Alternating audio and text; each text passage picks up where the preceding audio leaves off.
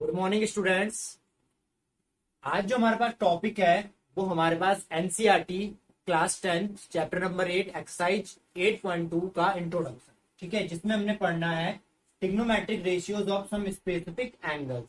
Last topic में हमने discuss किया था कि ट्रिग्नोमेट्रिक रेशियोज की वैल्यूज हम कैसे फाइंड आउट करते हैं। ठीक है, अब हमारे पास यहाँ पर जो टॉपिक है उसमें हमने किसी पर्टिकुलर एंगल के लिए ट्रिग्नोमेट्रिक रेशियोज की क्या करनी है, वैल्यू देखनी है कि उसकी वैल्यू क्या क्या होती है। तो सबसे पहले हम देखते हैं, अगर कोई एक एंगल हमारे पास, सपोज थीटा एक एंगल है, थीटा एक एंगल कितना है 45 डिग्री ले लिया हमने सपोज। ठीक है, 45 डिग्री के लिए निकाल रहे हैं हम वैल्यू। तो हम यहाँ पर क्या करेंगे, हमको पता है कि जो ट्रिग्नोमेट्री हमने यूज की थी, ट्रिग्नोमेट्री में हमने राइट ट्रायंगल यूज किया था, राइट एंगल ट्रायंगल। ठीक है, तो इसमें आपको पता है कि जो ये एंगल होता है ये 90 होता है। इसको हम ए ले लेते हैं, इसको बी ले लेते हैं, इसको सी ले लेते हैं। ठीक है, तो थीटा मीन्स अगर सपोज हमने ये 45 डिग्री ले लिया, ठीक है, तो जब हमने ये 45 डिग्री लिया तो ऑब्वियस सी बात है ये एंगल 90 है, ये 45 है, तो ऑलरेडी ये भी क्या हो जाएगा आपका 45 ही हो जाएगा। ठीक है, ये भी कितना हो जाएगा आपका 45 डिग्री हो जाएगा। अब जब ये 45 हुआ तो हमको एक चीज दिखी इसमें कि जब ये दोनों एंगल क्या हो गए आपके इक्वल हो गए, तो sides opposite to equal angles are equal. It mean जो ए बी और बी सी होगी वो क्या हो जाएगा आपका इक्वल हो जाएंगे। ठीक है, क्योंकि हमने आइसोसेलेस ट्रायंगल का कन्वर्ट्स की ये बात है कि जिसमें एंगल क्या होते हैं अगर इक्वल होते हैं, ठीक है, तो sides opposite to angle equal are equal. It mean A B is equal to B C हो जाएगा यहाँ पर। ठीक है, तो सपोज हमने मान लिया कि जो ए बी की लेंथ है वो ए है, इट मीन्स ये भी कितनी हो जाएगी आपकी ए होगी। ठीक, अब बात आती है कि एसी की हम वैल्यू कैसे निकालें। तो एसी की वैल्यू क्या होगी, AC square is equal to the perpendicular का स्क्वायर प्लस बेस का स्क्वायर। एसी स्क्वायर कितना आ जाएगा आपके पास, ये आ जाएगा 2a square and AC is equal to कितना आ गया √2a। ठीक है, तो एसी की वैल्यू कितनी आई, √2a आई। अब हम किसी एक पर्टिकुलर एंगल से देखते हैं, सपोज हमने देखा साइन 45। ठीक है, साइन 45 की वैल्यू निकालनी है। तो मैंने एक बात की थी, एंगल कुछ भी हो, 45 हो, 60 हो, 70 हो, 80 हो, कुछ भी हो सकता है, थीटा हो, फाई हो, बट जो वैल्यू होगी इसकी P अपॉन एच वो सेम रहेगी। ठीक है, एंगल चेंज होता है, वैल्यू आपकी सेम रहेगी। अब आपको इसमें वैल्यू रखना है, परपेंडिकुलर की जो वैल्यू है वो कितनी है, ए है। ठीक है, ये मैंने आपको बताया था, क्योंकि हम एंगल यहां ले रहे हैं तो परपेंडिकुलर ठीक यहां पर लिया जाएगा। ठीक है, और जो हाइपोटेन्यूज की वैल्यू है वो है a√2। इससे ये कैंसिल हुआ, तो इससे एक बात निकल के आएगी, जो साइन 45 डिग्री की वैल्यू होगी वो होगी 1/√2।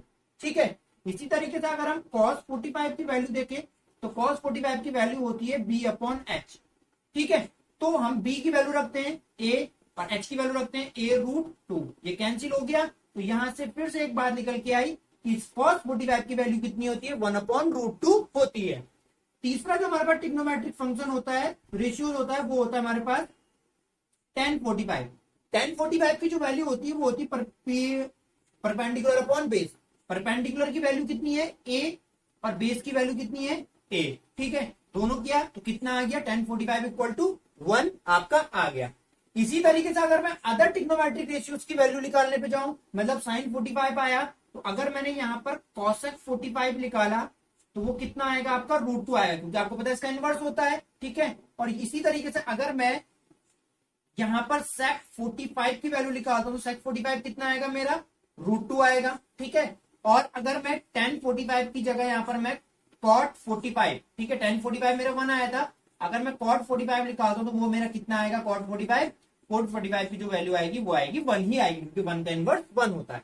तो इससे हमने इस चीज से देखा कि किसी एंगल 45 के लिए जब एंगल 45 होगा तो sign 45, cos 45, tan 45, sec 45, cosec 45, cot 45, ठीक है, इन सब की वैल्यूज हमने इसके लिए एंगल 45 के लिए हमने फाइंड आउट की।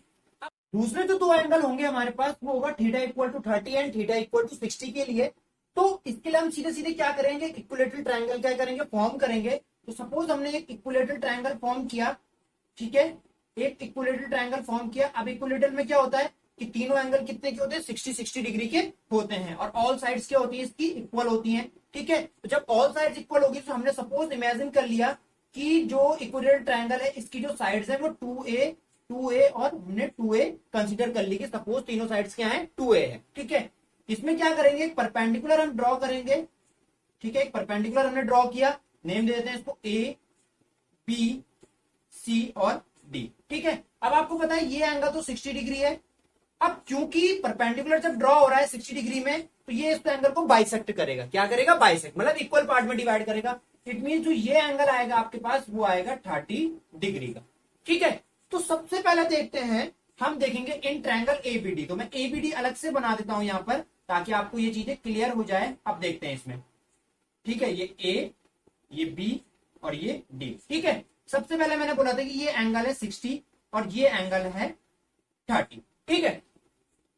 तो हमको मैंने बोला था कि ये 2a है। अब चूंकि ये पूरी बीसी 2a थी, तो अब जब परपेंडिकुलर ड्रॉ हुआ तो ये इस इक्वल लाइन को, क्योंकि इक्विलेटरल ट्रायंगल जब भी हम परपेंडिकुलर ड्रॉ करते हैं तो वो इस बेस वाली जो लाइन होती है इसको इक्वल डिवाइड करता है। इट मीन जो 2a हो जाएगा, ये बीडी जो पार्ट होगा ये a होगा, डीसी पार्ट भी a होगा, and a plus a 2a हो जाएगा। तो इसकी डिस्टेंस a आ गई। तो अगर हम AD की वैल्यू निकालने पे आए तो AD की वैल्यू कैसे निकलेगी, हमको पता है कि जो AD स्क्वायर लिख लेगा वो लिख लेगा AB square minus BD square, ठीक है। AB स्क्वायर में से BD का स्क्वायर माइनस कर देंगे तो AB कितना हो जाएगा आपका 2a का स्क्वायर मीन्स 4a स्क्वायर, और ये आ जाएगा आपका a स्क्वायर, जो कितना आया आपका 3a स्क्वायर आएगा। एंड AD की वैल्यू कितनी आ गई आपकी √3a आई, ठीक है। तो हमें ये चीज पता चली कि AD की वैल्यू कितनी है √3a। तो अब हम निकालते हैं, सबसे पहले हम निकाल रहे हैं इसमें sin 30 के लिए वैल्यू, ठीक है।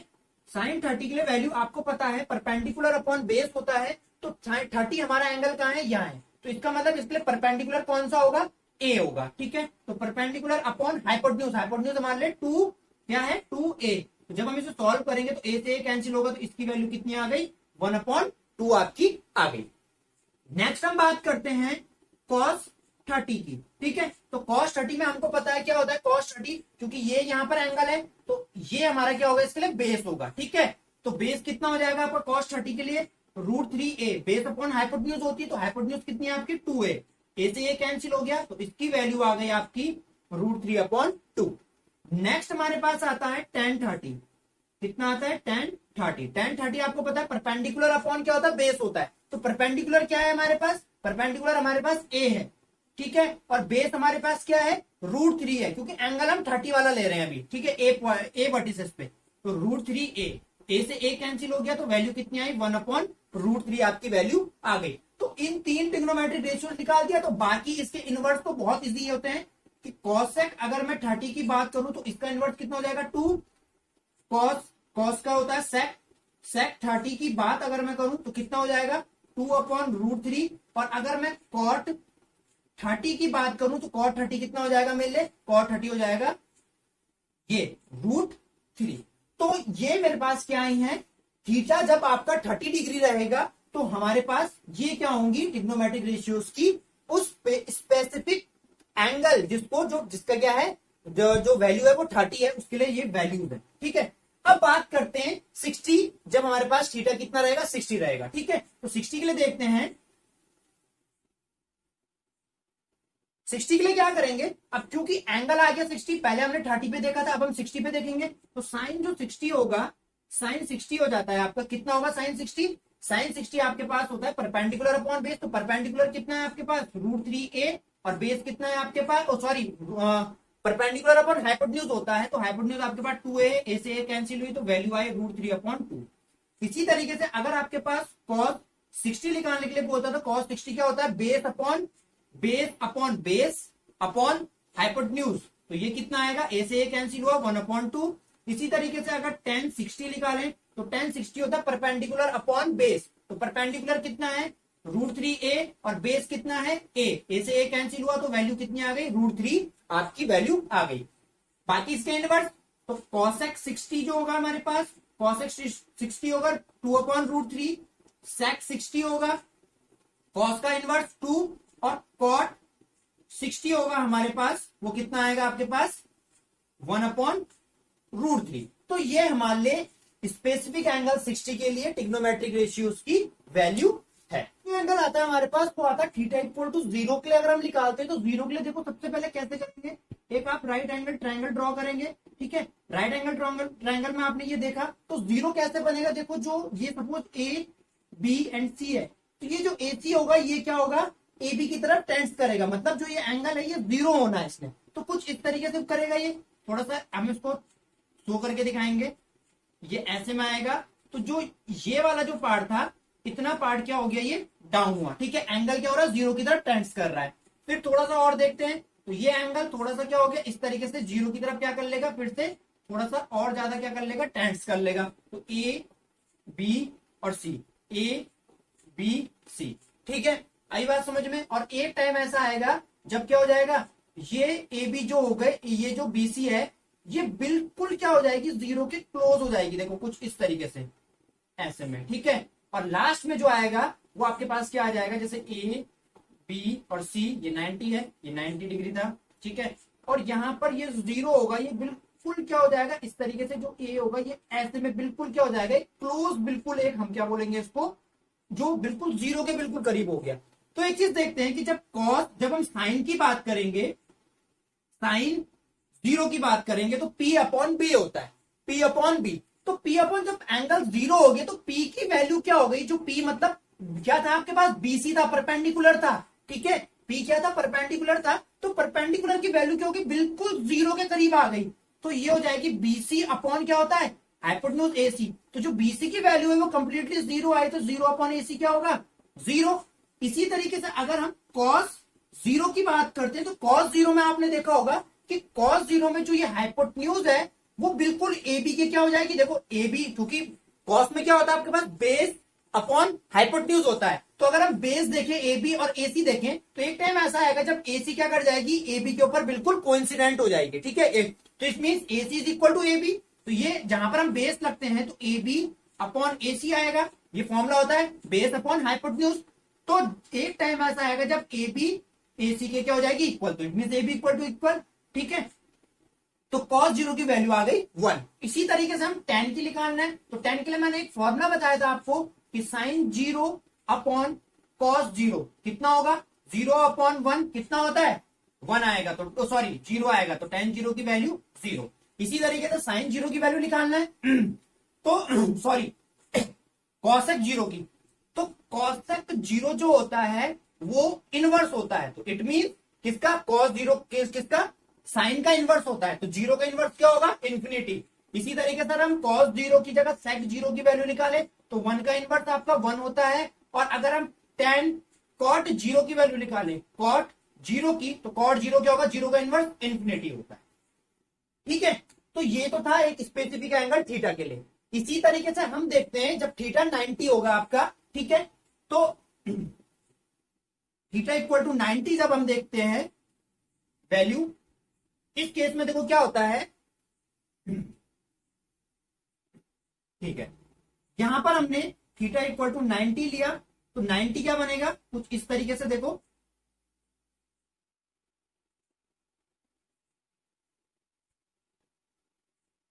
ठीक है। अब देखते हैं कैसे मूव करेगा ये 90 है, ए बी सी।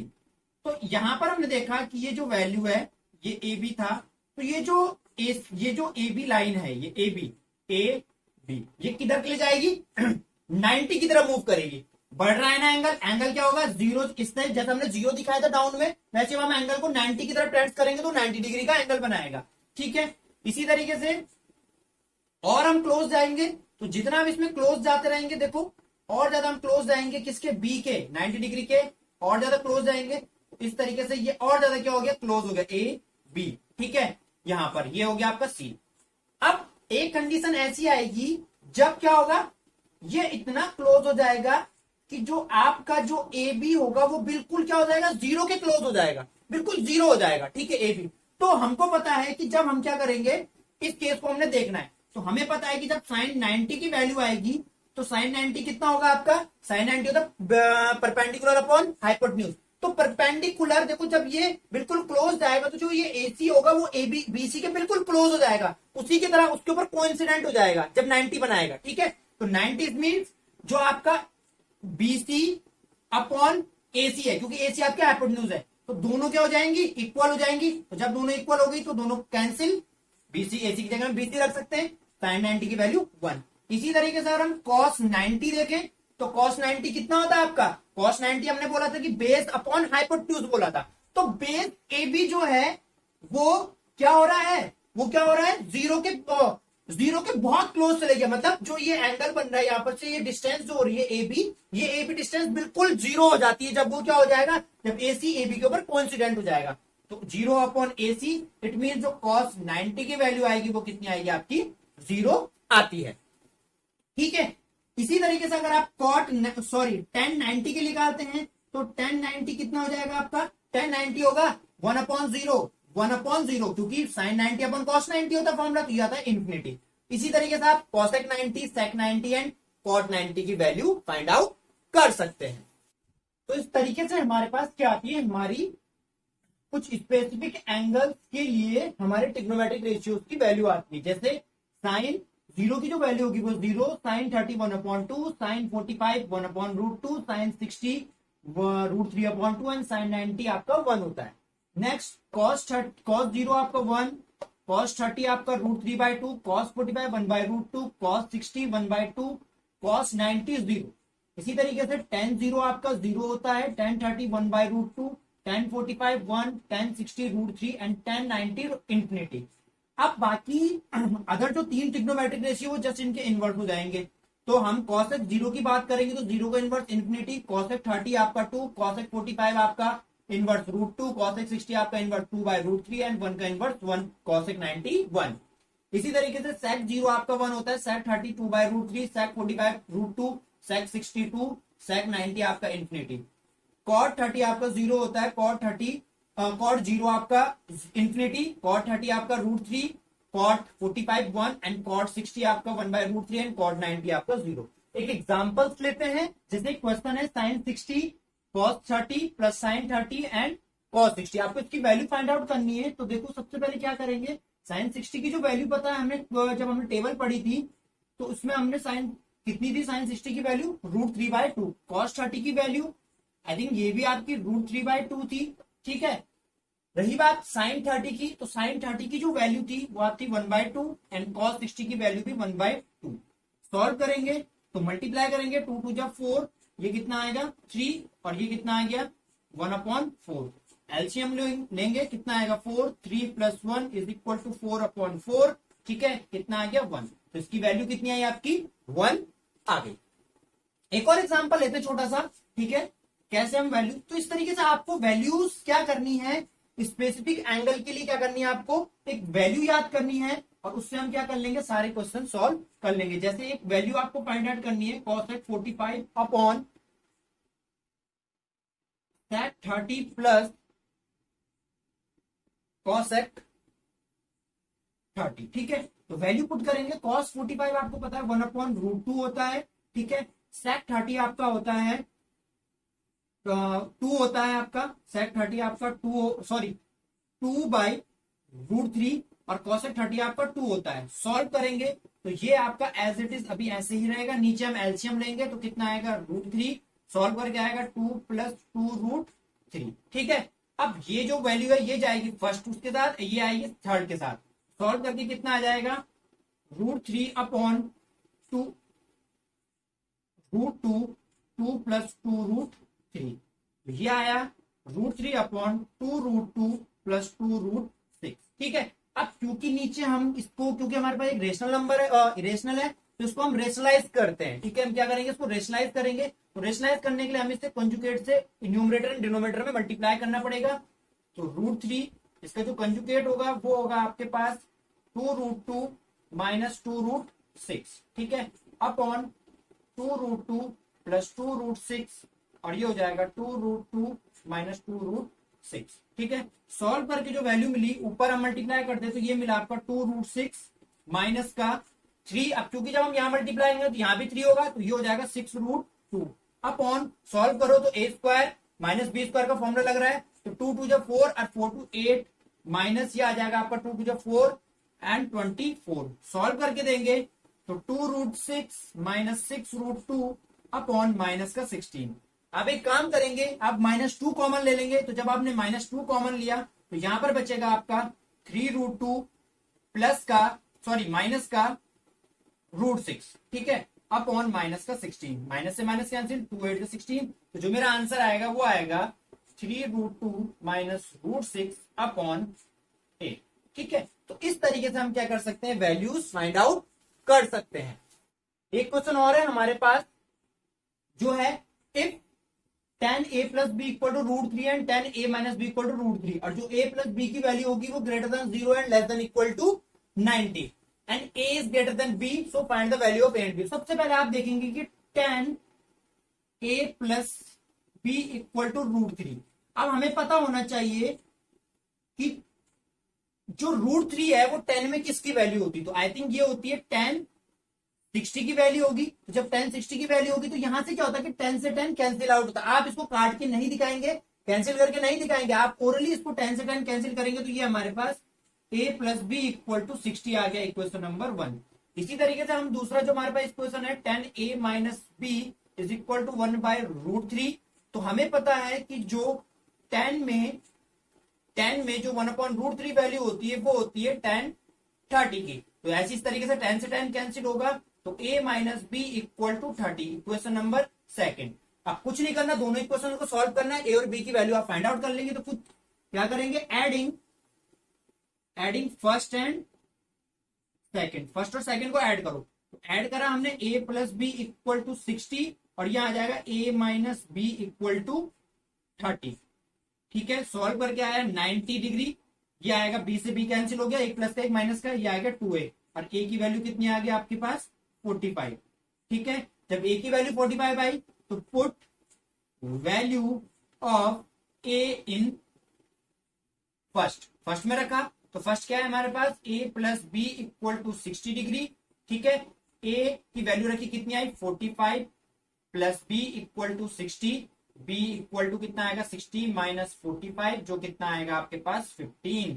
तो यहां पर जो ये टर्म्स थी कि a is greater than b, तो जो a की वैल्यू वो b से क्या है ज्यादा है, और जो दोनों का सम होगा क्योंकि a 45 प्लस 60 कितना होता है 45 प्लस 15 होता है 60, तो जो 60 क्या होता है 0 से ग्रेटर है और 90 से लेस